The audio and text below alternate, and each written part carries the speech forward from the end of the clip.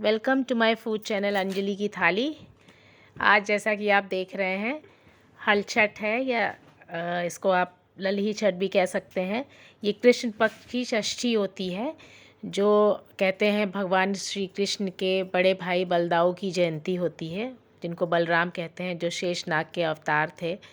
तो ये हल छठ की पूजा का वीडियो है जो मैंने किया है आज और मैं ये डाल रही हूँ। तो हल छठ की पूजा में जहाँ तक है, आपको जो नहीं जानते उनको बता दूँ, इसमें एक कुशा की ज़रूरत होती है। कुश मिलता है, इसमें हम ये कुशा एक कुंड बनता है उसमें लगाते हैं। अब जिसको जैसी सुविधा होती है, मेरे पास ऐसी सुविधा थी, मैंने गमले में लगाया है।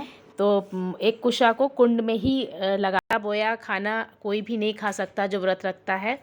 और इसमें 7 प्रकार के अनाज, जो हम ये कुलिया है, इस कुलिया जितना आपके पुत्र, आपका अगर एक पुत्र है तो हम दुगना दुगना करके चढ़ाते हैं, जिसमें से 6 कुलिया का दुगना 12 छठ माता को होता है और 12 अपने एक पुत्र के लिए। तो मैंने 24 कुलिया ली है। और ये महुआ के पत्ते होते हैं और भैंस का ही घी दूध ये इसमें इस्तेमाल होता है, और महुआ, और एक चावल होता है जिसको हम लोग कहीं कहीं तिन्नी का चावल, कहीं कहीं फसई का चावल कहते हैं, जो तालाब के किनारे होता है। इसी को खाया जाता है और इसी को चढ़ाया जाता है।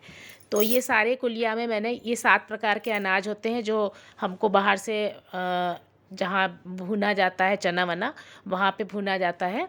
तो 7 प्रकार के अनाज भुनवा के ये कुलिया में हम भरते हैं।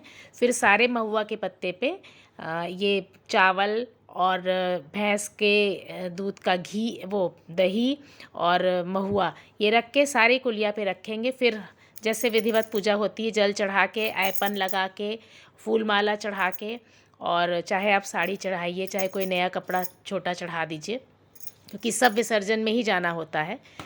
और धूप दिया जला के, जिसमें दिया भैंस के घी का ही जलता है। तो ये पूजा का तरीका होता है जो हमारे यहाँ होता है।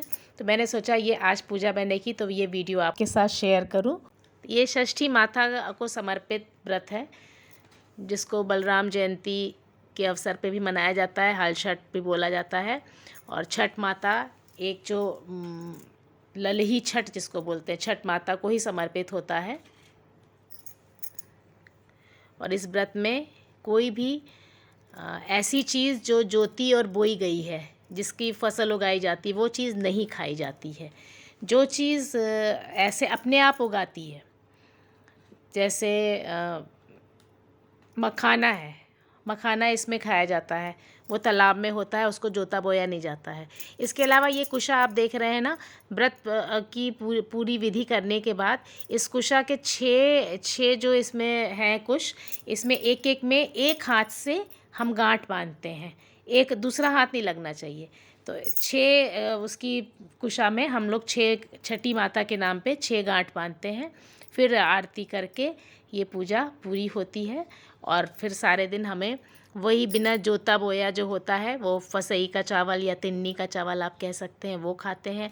भैंस के दूध की दही, और उसी चावल में कभी नमक और भैंस के दूध की दही का वो घी या दही डाल के हम खा सकते हैं।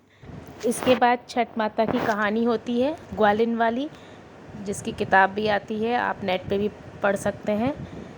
तो कहानी पढ़ के उसके बाद आरती होती है। तो ये था हल छठ का व्रत। और चीज़ें आप देख ही रहे हैं, काफ़ी मेहनत इसमें लगती है। ये महुआ है और महुआ के पत्ते हैं, और फसई का चावल है, कुलिया है, इसको भी ऐपन से हम लोग रंगते हैं। और इसके अलावा गौर होती हैं, गणेश जी होते हैं सुपारी के रूप में। और इसी तरह से इसकी पूजा होती है, जो काफ़ी सामान एकत्रित करना पड़ता है हमें, वो करके और तब इसकी पूजा संपन्न होती है। आरती करके समापन होता है। और बोलो छठ मैया की जय। ये हमारा पूर्वांचल का कह दीजिए, या कृष्ण जन्माष्टमी के 2 दिन पहले पड़ता है छठ। वो होता है त्यौहार जो डाला छत से छोटा होता है, लेकिन अपने आप में बहुत महत्वपूर्ण होता है। वो तो 3 दिन की छठ होती है, ये हमारी 1 दिन की होती है, लेकिन उतनी ही महत्वपूर्ण होती है और इसमें भी काफ़ी कुछ लगता है। तो ये आप मेरा वीडियो देखिएगा, कैसा लगा मुझे ज़रूर बता दीजिएगा।